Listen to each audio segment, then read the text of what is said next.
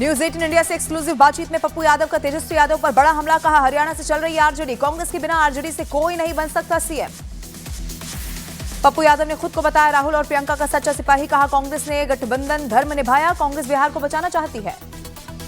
Seat sharing पर RJD नेता मृत्युंजय तिवारी का बड़ा बयान, कहा आरजेडी बिहार में सबसे बड़ी ताकत, महागठबंधन में सब कुछ ठीक। महागठबंधन में फ्रेंडली फाइट ने बढ़ाई टेंशन, 3 सीट पर कांग्रेस आरजेडी, 4 सीट पर कांग्रेस सीपीआई तो 2 सीट पर वीआईपी आरजेडी में सीधी टक्कर। अब तक आरजेडी ने 143 सीटों पर उम्मीदवार घोषित कर दिए हैं। कांग्रेस के 60, सीपीआई एमएल के 20, सीपीआई के 9 उम्मीदवार, सीपीआई एम के 4 और वीआईपी ने 15 उम्मीदवारों को मैदान में उतारा। महागठबंधन में सीट शेयरिंग पर बोले तारिक अनवर, अभी विड्रॉल का समय बचा हुआ है, जल्द सुलझेगा सीटों का यह समीकरण। बिहार विधानसभा चुनाव नहीं लड़ेगी जेएमएम ने चुनाव से पीछे हटने का फैसला किया, कहा हमारे न होने का खामियाजा भुगतना पड़ेगा। जेएमएम के बिहार चुनाव न लड़ने का कांग्रेस नेता तारिक अनवर ने स्वागत किया, कहा जेएमएम का फैसला इंडिया गठबंधन के लिए है अच्छा। दरभंगा में वीआईपी और आरजेडी के प्रत्याशी आमने सामने, संतोष सैनी और अफजल अली को में सीधी टक्कर। एनडीए में अपने बागी उम्मीदवारों को मनाया, पटना साहिब से शिशिर कुमार ने नामांकन वापस लिया। सासाराम के डेहरी से आरजेडी विधायक फतेह बहादुर सिंह का पार्टी से इस्तीफा, टिकट नहीं मिलने पर छोड़ी आरजेडी। नरकटियागंज में आरजेडी कांग्रेस आमने सामने, आरजेडी से दीपक यादव, कांग्रेस से शाश्वत को टिकट। आरजेडी उम्मीदवार अवध बिहारी का बड़ा बयान आया सामने, टिकट बांटने में सभी के हिस्से का ध्यान दिया गया। वैशाली के लालगंज से कांग्रेस प्रत्याशी आदित्य कुमार राजा ने नाम वापस ले लिया है, सीट पर आरजेडी से शिवानी शुक्ला लड़ रही है चुनाव। सासाराम के आरजेडी प्रत्याशी सत्येंद्र साहा नामांकन के बाद हुए गिरफ्तार, झारखंड के एक आपराधिक मामले में हुई है यह गिरफ्तारी। दरभंगा में संतोष सैनी का चुनाव अधिकारियों पर बड़ा आरोप, आरजेडी उम्मीदवार का नामांकन रद्द न होने से नाराज, चुनाव अधिकारियों पर लगाया पक्षपात का आरोप। मुंगेर की तारापुर विधानसभा सीट से वीआईपी उम्मीदवार सकल देव व बिंद ने उप मुख्यमंत्री सम्राट चौधरी को समर्थन दिया, बीजेपी में शामिल हुए। उपेंद्र कुशवाहा का बड़ा बयान, कहा एनडीए का मुख्यमंत्री का चेहरा नीतीश कुमार ही है। बिहार चुनाव से पहले प्रशांत किशोर को बड़ा झटका लग गया है, गोपालगंज से जनसुराज पार्टी के उम्मीदवार शशि शेखर सिन्हा ने नामांकन लिया है वापस। पवन सिंह की पत्नी ज्योति सिंह निर्दलीय चुनाव लड़ेंगी, काराकाट सीट से नामांकन किया दर्ज। कांग्रेस नेता उदित राज का ओवैसी की पार्टी एआईएमआईएम पर हमला, कहा एआईएमआईएम की वजह से ही मुसलमानों का देश में हो रहा है अपमान। पूर्णिया से निर्दलीय सांसद पप्पू यादव का महागठबंधन पर बड़ा बयान, कहा कांग्रेस को महागठबंधन तोड़ने पर फैसला लेना चाहिए। अमेरिका के न्यू जर्सी में अक्षरधाम मंदिर में दिवाली के मौके पर जमकर आतिशबाजी की गई। पंजाब के अमृतसर में दिवाली के अगले दिन श्रद्धालुओं ने स्वर्ण मंदिर के पवित्र सरोवर में डुबकी लगाई है, हरमंदिर साहिब में मत्था टेका। ब्रिटेन के प्रधानमंत्री कीर स्टारमर ने दीपावली की शुभकामनाएं दी हैं, कहा यह पर्व एकता और नई उम्मीदों का है प्रतीक। महाराष्ट्र के पुणे से दिवाली की मिठाइयों और अन्य सामानों से भरे ट्रक को सीएम फडणवीस ने रवाना किया। दिवाली को लेकर आप सांसद संजय सिंह का बीजेपी पर बड़ा हमला, कहा भाजपाई अधर्मियों ने अयोध्या में भगवान श्री राम के नाम पर जलते हुए दीपक को कूड़े की तरह हटवाया। हरियाणा के सीएम नायब सिंह सैनी ने अपने परिवार के साथ दिवाली मनाई, देशवासियों के लिए सुख समृद्धि की कामना की। दीपावली पर रंग बिरंगी रोशनी में नहाया नई दिल्ली रेलवे स्टेशन, अक्षरधाम मंदिर में भी दिव्य और भव्य सजावट। दीपावली के मौके पर रोशनी से जगमगा उठे बिहार विधानसभा और बिहार सचिवालय। राजस्थान के डिप्टी सीएम प्रेमचंद बैरवा ने परिवार के साथ दिवाली की पूजा की। देश भर में रोशनी के त्योहार दिवाली की धूम रही, पूरे उत्साह और उमंग के साथ देशवासियों ने दीपावली मनाई। दिवाली पर दिल्ली में प्रदूषण लेवल बढ़ गया है, द्वारका और वजीरपुर सबसे प्रदूषित 38 में से 34 निगरानी स्टेशन रेड जोन में। देश भर में दिवाली के जश्न के बीच कुतुब मीनार खूबसूरत रोशनी से जगमगाता हुआ नजर आया। पंजाब के तरनतारन में पराली जलाने का वीडियो आया सामने, सरकार के मना करने के बावजूद जल रही है पराली। दिवाली के बाद ताजमहल पर धुंध कोहरे की परत, प्रदूषण का बढ़ा है स्तर। दिवाली के अगले दिन मध्य प्रदेश के 2 बड़े शहरों का AQI खराब श्रेणी में पहुंचा, भोपाल में AQI 300 और इंदौर में AQI 200 के पार। दिल्ली के प्रदूषण लेवल में बढ़त दर्ज की गई है, दिल्ली का ओवरऑल एयर क्वालिटी इंडेक्स 346 तक पहुंचा। गाजियाबाद में एयर क्वालिटी इंडेक्स 316 पहुंचा है, शहर रेड जोन में। दीपावली की आतिशबाजी और धुंध से सांस लेना हो गया है मुश्किल। मुंबई से सटे नवी मुंबई में इमारत में आग लग गई है, 4 लोगों की मौत की खबर। उत्तर प्रदेश के हापुड़ में पटाखों की चिंगारी से गाड़ियों में आग लगी, दमकल ने आग पर काबू पाया। गुजरात के राजकोट में पटाखों से 125 जगहों पर आग भड़क गई, दमकल ने काबू पाया। दिल्ली के संजय गांधी ट्रांसपोर्ट नगर में देर रात बिल्डिंग में भीषण आग लगी, फायर ब्रिगेड की 27 गाड़ियां आग बुझाने में जुटी। राजस्थान के जोधपुर में फल मंडी में भीषण आग लगने से अफरा तफरी का है माहौल, आग बुझाने का प्रयास जारी। उत्तर प्रदेश के आगरा में जूता फैक्ट्री में पटाखों की चिंगारी से भीषण आग लग गई, फायर ब्रिगेड ने आग पर काबू पाया। पटना में दिवाली की रात पटाखों की चिंगारी से घर में आग लग गई, फायर ब्रिगेड ने कड़ी मशक्कत के बाद आग पर काबू पाया। बिहार के आरा में फ्रिज पार्ट्स की दुकान में आग लग गई, आग बुझाने के दौरान फायर ब्रिगेड की एक महिला कर्मी आग में गिर गई। गंभीर रूप से हुई जख्मी। दिल्ली के नरेला में जूते की फैक्ट्री में भीषण आग, मौके पर पहुंची दमकल ने आग पर काबू पाया।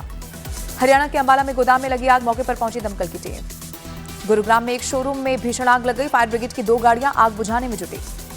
राजस्थान के झुंझुनू में दिवाली की रात स्टोर में लगी भीषण आग, स्टोर मालिक को 20 लाख से ज्यादा का हुआ नुकसान। महाराष्ट्र के घोड़बंदर में एक इमारत में पटाखों की वजह से आग लग गई, हादसे में किसी के भी हताहत होने की खबर नहीं। बिहार के सासाराम में दिवाली पर जलाए दिए से इलेक्ट्रिक रिपेयरिंग की दुकान में आग लगी, सारा सामान जलकर राख हुआ। उत्तर प्रदेश के हरदोई में मोबाइल की दुकान में लगी भीषण आग, करीब 1 घंटे की कड़ी मेहनत के बाद फायर ब्रिगेड ने आग पर काबू पाया। उत्तर प्रदेश के बुलंदशहर में कबाड़ गोदाम में लगी भीषण आग, दमकल की टीम ने कड़ी मशक्कत के बाद आग पर काबू पाया। दिवाली पर आग लगने की घटनाएं बढ़ी, सुबह 6 बजे तक दिल्ली फायर विभाग को आई 407 कॉल।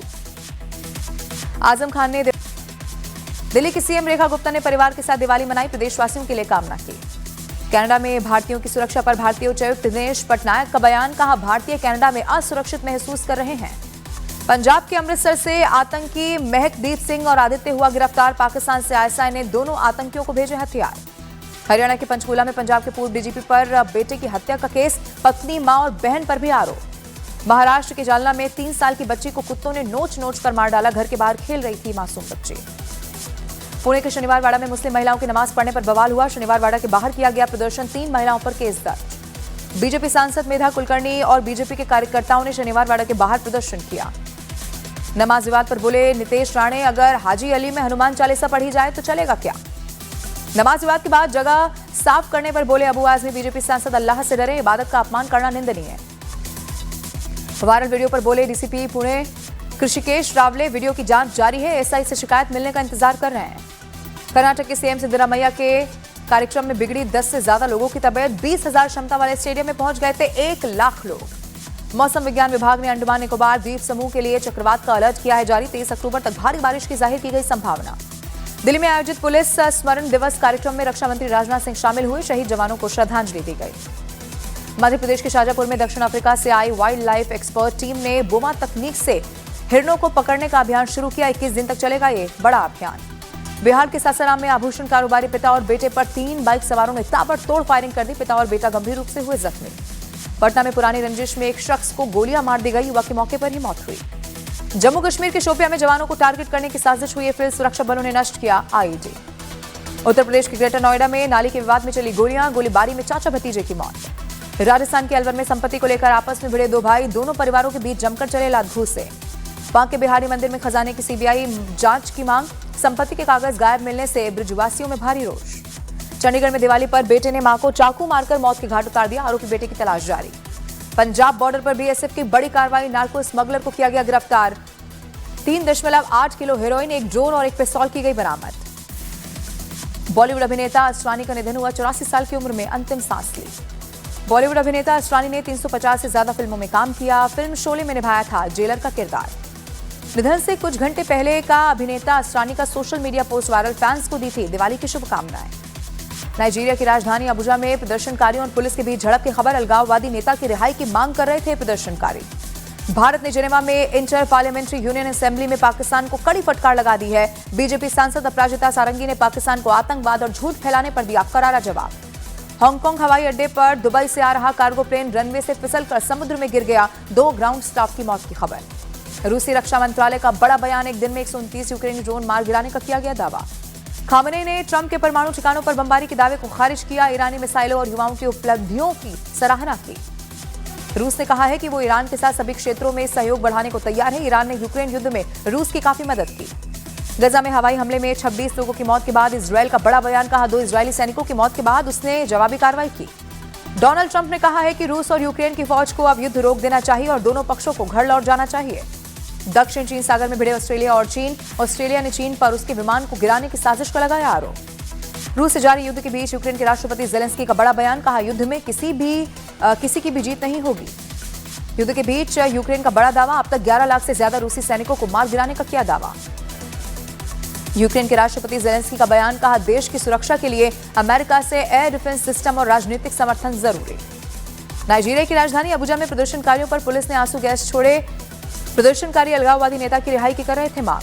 पहले वनडे मैच में ऑस्ट्रेलिया से भारत की हार के बाद भड़के पूर्व क्रिकेटर अश्विन बोले, बल्लेबाजी से मैच जीतना है तो बल्लेबाजों को जिम्मेदारी लेनी होगी। चुनाव आयोग ने बिहार विधानसभा चुनाव के लिए क्रिकेटर वैभव सूर्यवंशी को बनाया फ्यूचर वोटर आइकन। वोट के लिए लोगों को जागरूक करेंगे वैभव सूर्यवंशी। महिला वनडे वर्ल्ड कप में श्रीलंका ने रोमांचक मैच में बांग्लादेश को 7 विकेट से मात दे दी। भारतीय क्रिकेटर परवेज रसूल ने क्रिकेट के सभी फॉर्मेट से संन्यास ले लिया है। भारत के लिए एक वनडे और एक T20 मैच में किया था प्रतिनिधित्व। और साउथ अफ्रीका के खिलाफ दूसरे टेस्ट मैच के पहले दिन पाकिस्तान ने 5 विकेट के नुकसान पर 259 रन बनाए। खराब फॉर्म से जूझ रहे बाबर आजम एक बार फिर से फ्लॉप रहे।